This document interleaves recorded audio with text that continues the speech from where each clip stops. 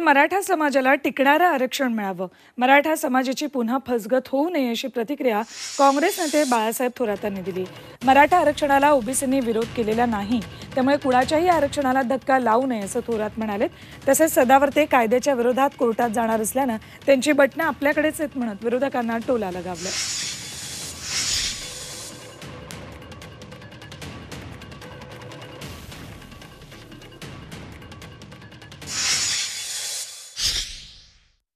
आम्हाला अपेक्षा आहे सरकार पक्षाकडून की त्यांनी देताना टिकणारं अशा प्रकारचं आरक्षण दिलं पाहिजे। त्यामुळे कोणत्या प्रकारचं शेवटी जनता फार उत्सुकतेने पाहते आहे। मराठा जनता जसे पाहत आहे तसं इतर जनतेचं सुद्धा लक्ष आहे की नेमकं काय करतोय आपण। तर असं काही होणं योग्य होणार नाही की पुन्हा एकदा फसगत होईल अशी अपेक्षा तर आमची आहेच आहे। ॲडव्होकेट सदावर्ते काय म्हणतात त्याला मी काय महत्त्व देत नाही, आणि ठरवलं तर ॲडव्होकेट सदावर्ते फार काय कोणाच्या म्हणण्याच्या बाहेर जाणार नाही असं आम्हाला कळतं। त्यांची बटणं आपल्याकडेच आहेत।